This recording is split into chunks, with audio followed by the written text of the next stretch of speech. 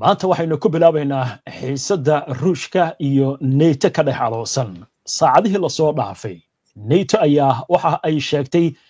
in difaaciyadeeda cirku ay kaalin ka qaateen ka hortagga diyaaradaha aan duuliyaha lahayn oo soo galay hawada dalka Poland intii lagu guda jiray weerar ruushku ay ku soo qaadeen Ukraine.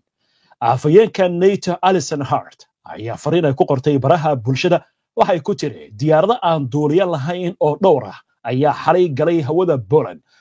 waana laga hortagay iyadoo ay iska kaashadeen difaacyada cirka ee Poland iyo NATO. waxaa intaasi ay ku dartay in xogayaha guud ee NATO Mark Rutte oo xiriir joogtaha la leeyahay hoggaanka Poland isla markaasina NATO si dhow ay ula tashanayso Poland. waxaa la xaqiijiyey in safiirada NATO ay yeelan doonaan kulan caadi ah maanta kana wada hadli doonaan sida isbahaysigu ay uga jawaabi doonaan diyaaradaha aan duuliyaha lahayn ee xalay soo galay hawada waddanka Poland. madaxa siyaasadda arrimaha dibadda ee midowda Yurub Kaja Kallas ayaa waxa ay sheegtay in xadgudubyada hawada Poland ee Ruushku ay samaysay ay tahay mid u muuqata mid si ulakac ah loo sameeyay kadib markii Warsaw ay ku dhawaaqday in ay soo ridi doonto diyaaradaha aan duuliyaha lahayn ee Ruushka haddii hawadeeda ay soo galaan. waxay tiri xalay waxa hawada Poland aan ku aragnay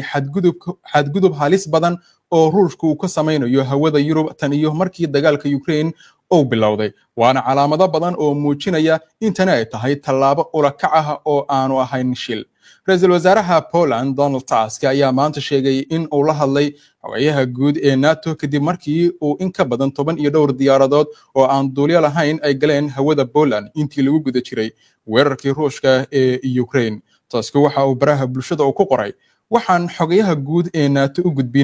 u gudbiyey xaaladda hadda taagan iyo tallaabooyinka aanu qaadnay aynu ka qaadnay diyaaradaha ku soo xadgudbay hawadeena waxaan sii joogtaynaynaa xiriirka joogtada ah ayaa ku yiri baraha bulshada. wasaaradda gaashaandhigga ee Poland ayaa sheegtay in dhammaan wasaaradaha ka mas'uulka amniga dalka ay ka qayb gali doonaan kulan degdeg ah oo looga hadlayo xaaladda. madaxweynaha Poland Karol Nawrocki ayaa sheegay inuu warbixin ka helay ciidamada qalabka sida ee Poland isla markaasina uu dhawaan gudoomin doono kulan amni oo heer qaran ah.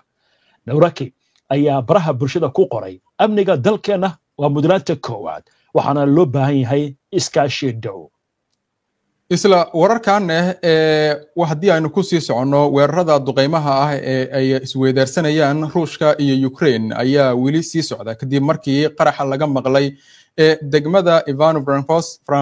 Ivano-Frankivsk ee galbeedka Ukraine. wargeyska The Telegraph ayaa sheegay in qarax uu ka dhacay magaalada Klosh ee galbeedka Ivano-Frankivsk iyadoo oo horey loo sheegay in qarax kale halkaasi uu ka dhacay. sidoo kale seeriga digniinta bixiye ee duqeymaha ayaa laga maqlay guud ahaan Ukraine waxaana qaraxyo laga soo wariyay magaalooyinka Vinnytsia, Kiev, Lviv, Lutsk iyo Ravene. dhanka kalena wasaaradda difaaca ee Ruushka ayaa sheegtay in habeen hore ay nidaamka difaaca cirka ay soo rideen 122 diyaaradood oo aan duuliye lahayn oo Ukraine ay leedahay kuwaasi oo ay ku weerartay gobolada Ruushka iyo Badda Madow. wasiirka difaaca ee Jarmalka Boris Pistorius ayaa waxa uu ku dhawaaqay in dalkiisu uu bilaabay hindise cusub oo lagu siinayo Ukraine kumanaan diyaaradood oo aan duuliye lahayn oo masaafo dheer gaara si ay Ruushka ay uga difaacaan meelaha fogfog. shirka taageerayaasha Ukraine ee ka dhacay London ayaa Pistorius waxa uu ku yiri waxaan ballaarinaynaa awoodda Ukraine si ay u weecdo awoodda dagaalka ee Ruushka iyadoo la siinayo awood difaac oo wax ku ool ah. sidoo kale intii lagu jiray shirka talaadada ay yeesheen kooxda xiriirka difaaca oo ay ka qayb galeen konton dal. wasiirka difaaca Britain John Healey ayaa xaqiijiyay in UK ay sii wadi doonto dirista diyaaradaha weerarka oo Ukraine ay u baahan tahay. 12 bilood oo soo socda UK waxa ay maalgelin doontaa keenista 1,000 diyaaradood oo hal jid ah ama diyaaradaha ismidaamiya oo masaafo dheer ah kuwaasi oo taageeraya iskaashigan 100 sano jirka ah ee Ukraine dhawaan ay la gashay Britain.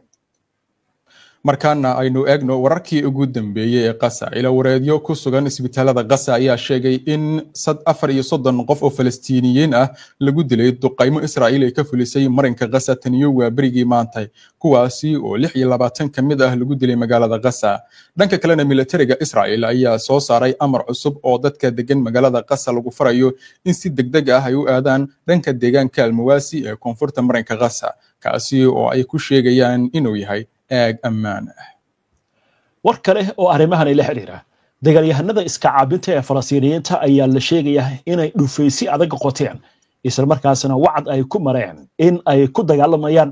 magaalada Gaza oo hadda ah yoolka ugu weyn ee ciidamada Israa'iil ay ku wajahan yihiin wargeyska al-Sharq al-Awsat ayaa sheegay in Ciisadiin al-Haddad oo haatan ah hogaamiyaha garabka military ee ururka Hamas ee al-Qassam ee marinka Gaza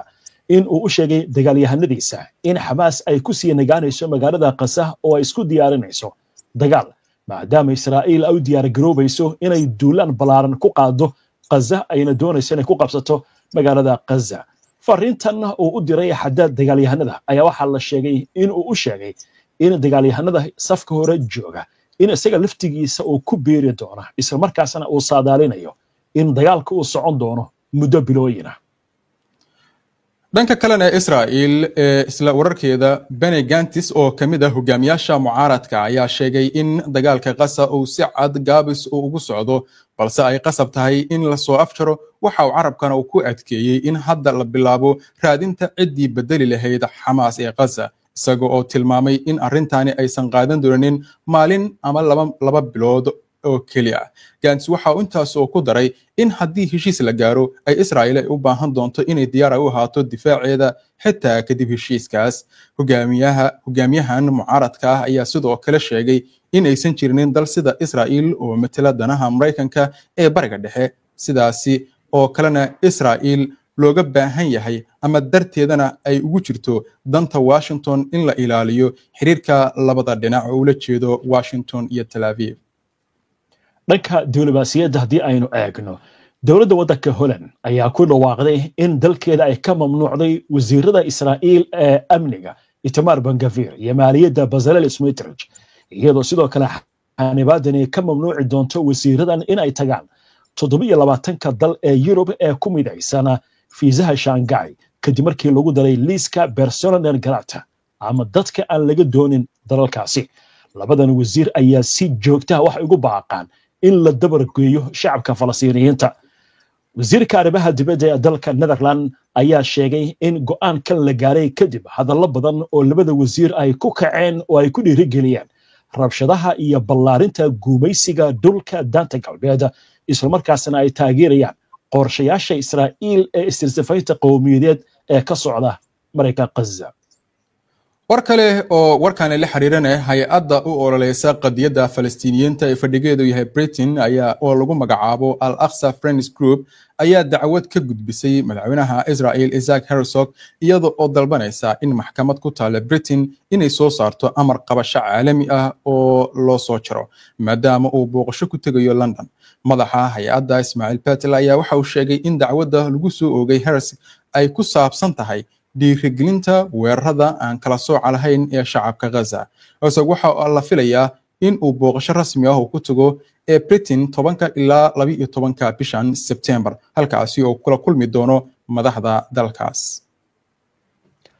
wararka diblomaasiyadda haddii aynu ku sii socono gudoomiyaha guddiga midowga Yurub Ursula von der Leyen ayaa ku dhawaaqday in la hakiyay dhammaan taageeradii dhaqaale ee midowga Yurub uu siinayay Israa'iil isla markaasna ay qorsheynayso in ay qayb ahaan la hakiyo heshiiska iskaashiga midowga Yurub iyo Israa'iil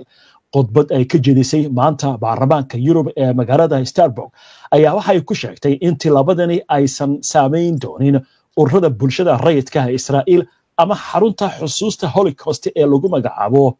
Yad Vashem Founder waxa ay sheegtay in guddiga midowga Yurub uu horay u soo jeediyay in la xadido helitaanka Israa'iil ee barnaamijka cilmi baarista ee EU-da balse ay ku guuleysteen inay helaan taageero ku filan oo ka socota dalalka xubnaha ka waxa intaas ay ku dartay UNHCR waxa bisha soo socota dhisi doonta koox deeq bixiyaal ah oo taageerta Falastiiniyiinta gaar ahaan dib u dhiska Gaza waxa ay ku adkaysatay in gaajo lagu sababeeyo